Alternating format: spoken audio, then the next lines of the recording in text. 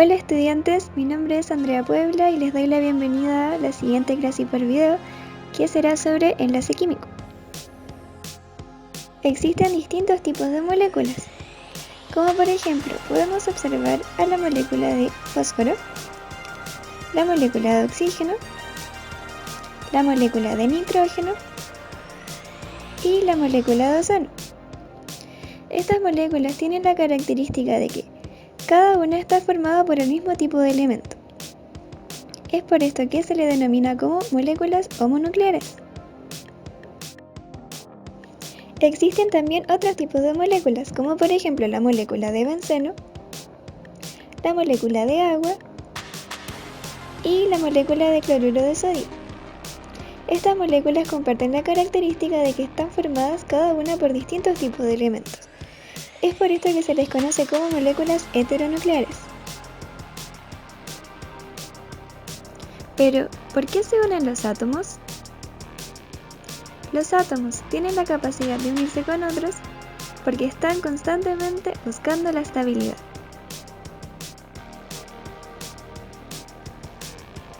¿Y quiénes son los responsables de la formación de un enlace? Los principales responsables de la formación de los enlaces químicos serían los electrones de valencia. Pero, ¿qué son los electrones de valencia? Los electrones de valencia son los que se encuentran en el último nivel de energía del átomo, y además son los responsables de la interacción entre átomos de una misma especie o entre átomos de distintas especies. La regla del octeto. Los átomos, para poder unirse con otros, siguen la siguiente regla, la cual postula lo siguiente. Un átomo adquiere estabilidad cuando tiene 8 electrones en su capa electrónica más externa. Es por esto que se le conoce como la regla del octeto. Como podemos ver en la imagen, los átomos, al unirse con otros, pueden intercambiar electrones o compartirlos para llegar a la estabilidad. En el caso de la imagen se observa que átomos distintos comparten sus electrones, quedando cada uno con 8 electrones en su última capa. Por otra parte, en el caso de tener solo un nivel de energía, serían 2 electrones. En este caso se le llama la regla del dueto.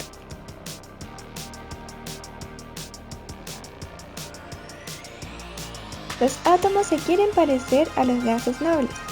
¿Por qué decimos esto? Tomemos como ejemplo al átomo de helio y al átomo de argón. Si observamos al átomo de helio, podemos ver que cumple con la regla del dueto, y el átomo de argón cumple con la regla del octeto. Es por esto que son elementos muy estables. Esta es una característica que comparte todos los gases nobles, siendo estos los elementos más estables. Por esta razón, todos los átomos quieren parecerse a los gases nobles, intentando cumplir con la regla del dueto o con la regla del octeto al unirse con otros átomos.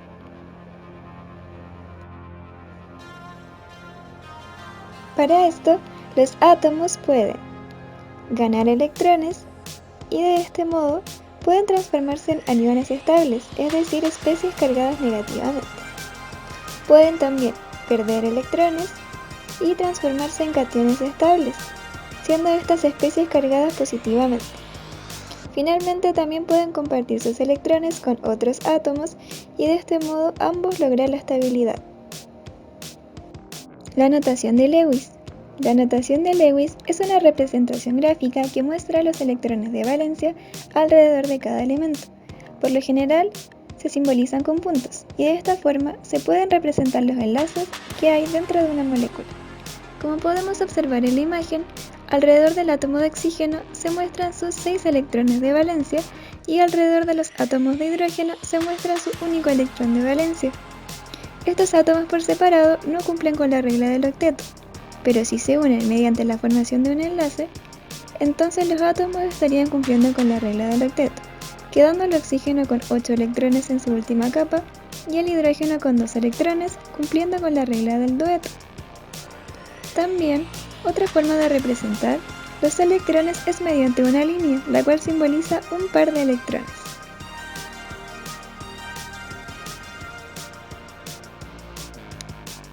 La formación de un enlace. La formación de un enlace es un proceso exotérmico, lo que quiere decir que se libera energía para lograr la estabilidad. Generalmente se libera energía en forma de calor. Ahora conoceremos los tipos de enlace que existen.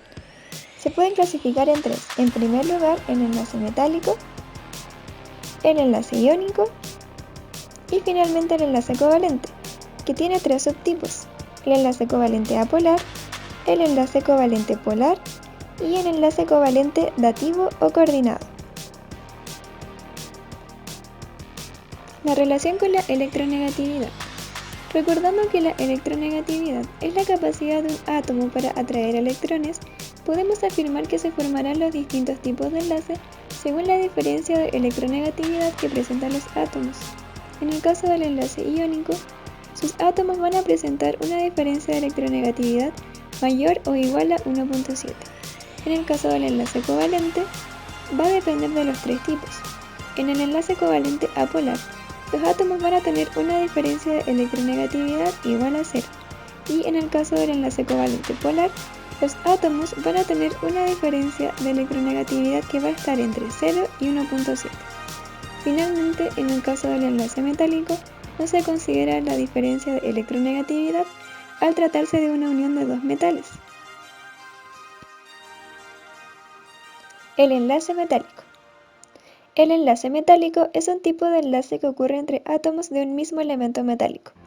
Lo que ocurre en este tipo de enlace es que los electrones de valencia de los átomos de los metales se deslocalizan, generando una nube electrónica con carga negativa, y también generando núcleos de iones positivos.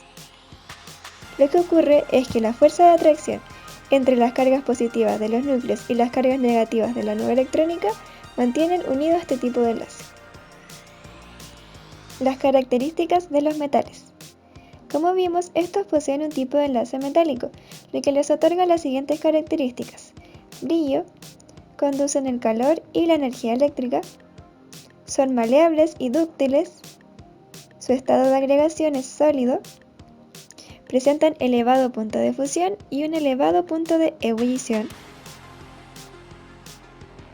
y finalmente presentan un alto valor de densidad y de dureza.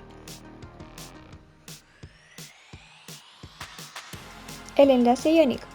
El enlace iónico ocurre entre elementos que presentan una diferencia de electronegatividad muy alta. Por esta razón, el elemento más electronegativo captaría los electrones de otro. Como podemos ver en la imagen, el flúor, al ser un elemento muy electronegativo, capta el electrón del litio, quedando así el flúor con 8 electrones en su capa de valencia y el litio con 2 electrones. De esta forma generándose un anión, que sería el flúor, y un catión, que sería el litio.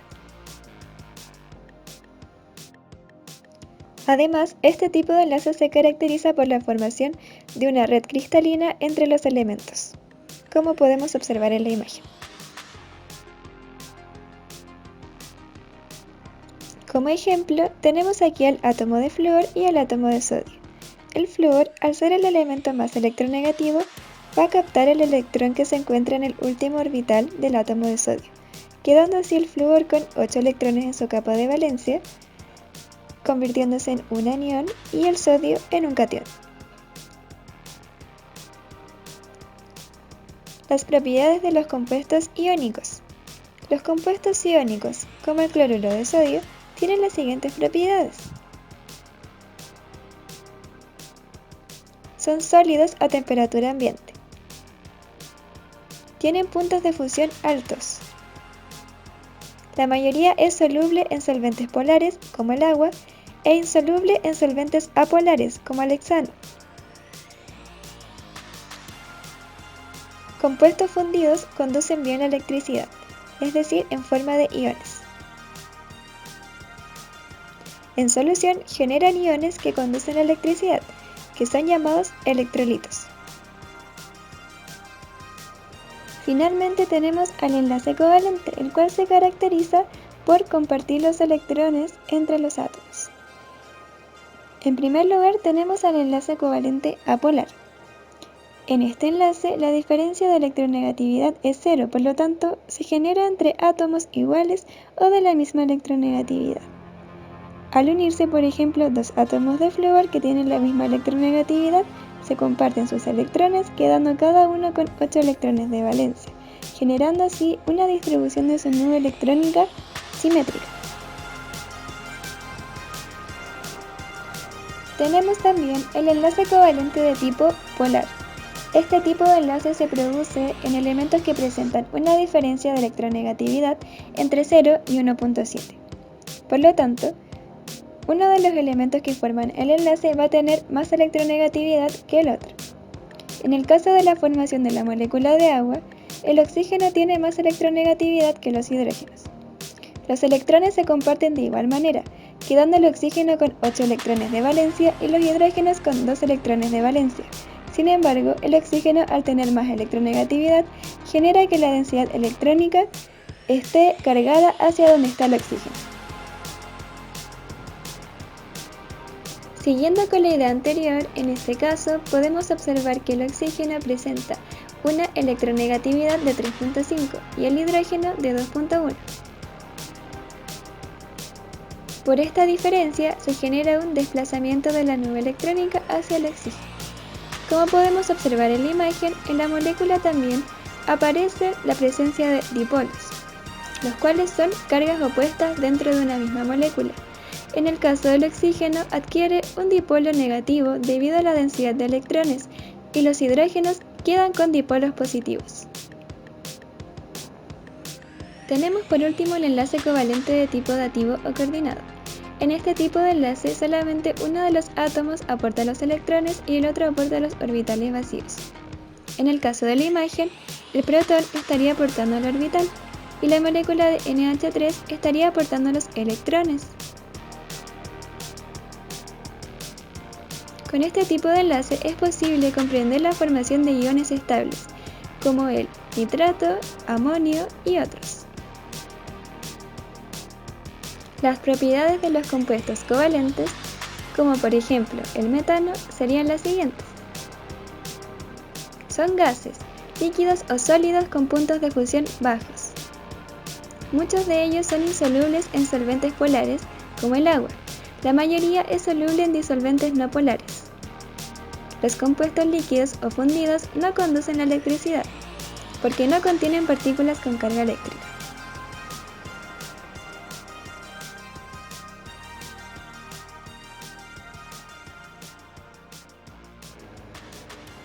Bueno, esa fue la clase de hoy. Gracias por tu atención. Nos vemos en la próxima sesión online.